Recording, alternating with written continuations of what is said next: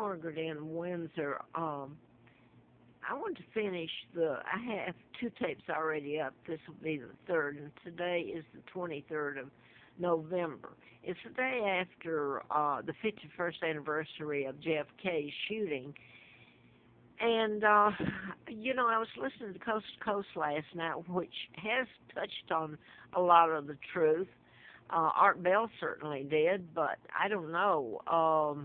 Anyway, they were talking about the JFK shooting, and my goodness, I've told people since I found out about my kidnapping. JFK and his father was ambassador to England during the time I was kidnapped, 36 to 41. And if you get on Google, you can, after my kidnapping, my Uncle George illegally became king, and thus Elizabeth and so on. They're part of the Illuminati, the people that killed me, the New World Order. Well, they did kill me, in fact. Putting the antifreeze in me, you should see the tracks I've lived, what they've done to me. And she's lived a life off of my money, and the Brits sold them out. But anyway, the Freemasons, Illuminati, the Rothschilds, Rockefellers, Kennedys helped kidnap me. And this is my Aunt Georgia O'Keeffe, and this is where Jack was next to after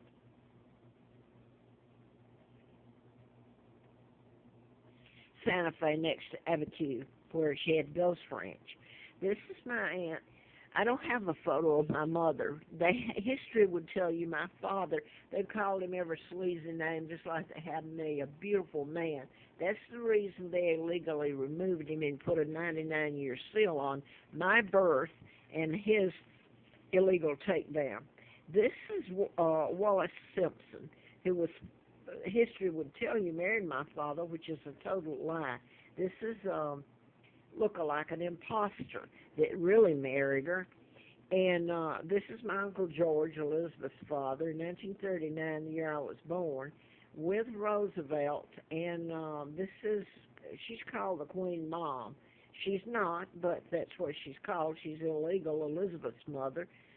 Elizabeth Bowes, she's kin to the Rothschilds of the Illuminati. This meeting took place in 1939, the year I was born. So they signed illegal treaties that allowed the United States to put its bases all over Britain and use it for a launching pad and hold British hostage and me, the monarch who they kidnapped. I may be saying this again, and I won't get the things I want to on this tape. I wrote about mind control, and by the way, that was used in the Martin Luther King, the JFK, and there's a long list. But then they covered it up with the Warren Commission, and they're not going to tell it. I put it on YouTube since I found out about it. Even the twins, they gave me the name of a twin, Peggy Ann Dempsey. I married Childers. Both of them were dead. When I finally got the birth certificates, the state of Alabama just marked through the birth dates, and it's illegal. It says right on the, it's unreal. I laugh because it's so preposterous and painful. You'd scream. You really would. But this is Larry Flynn. I was flown out there in the campaign to replace a Dr. Larry McDonald I'd written about in the Mind Control book, MD License to Kill, or Medical Malpractice. The plane went down he was on from Juneau, Alaska to Seoul, South Korea, went down the ocean, it veered into Russian airspace, and all aboard died. And I was flown out there in the campaign, and Larry McDonald was on the plane. But Flint says in this endorsement, he said that I knew who was responsible for his shooting March the 6th of 78. And I did. It was a program one, just like this long list that I've tried to tell everybody about. And it includes people like Steve McQueen. And I even had a doctor I used to work for back in 1980, when was it, 81, or I still living at Warren House Apartments in Huntsville. Went to a Dr. Anderson, a decent man, doctor. And he was the one, I had a medical problem, and he remembered me, and he was the one that mentioned Steve McQueen. I was afraid that he wouldn't believe me. And there was even recordings of what was done to him, and it was odd because after I had that conversation with Dr. Anderson, I heard it. I heard the recording. I'd already said that it was a mind control murder. So there's lists of them, but I wanted to get into the letter that Jack wrote. I wanted to read part of it. He's talking about people there in Huntsville also, and the Masonic Order, the Freemasons that kidnapped me, Illuminati, whatever you want to call them. The thing is that Lina Dempsey, the mother of the twins, the one that helped in what was done to me and helped try to kill me using the mental health system after I'd had antifreeze put in me. But they're talking about down here, and I don't know, he sent it to me. The bottom line was the Templar Knights, the Masonic Masons, held proof that there was a continued bloodline of Jesus Christ, hence the Holy Grail. That bloodline has been carried down through the ages. To this day, Masonic lodges and Freemasons, particularly Masons who have risen to the level of third degree, continue with secret rituals, much pomp and circumstance, many mysterious rituals handed down for centuries. I'm not going to get it on this one either, am I? I thought I'd get enough, but whatever. Okay, just thought you'd enjoy this as food for thought.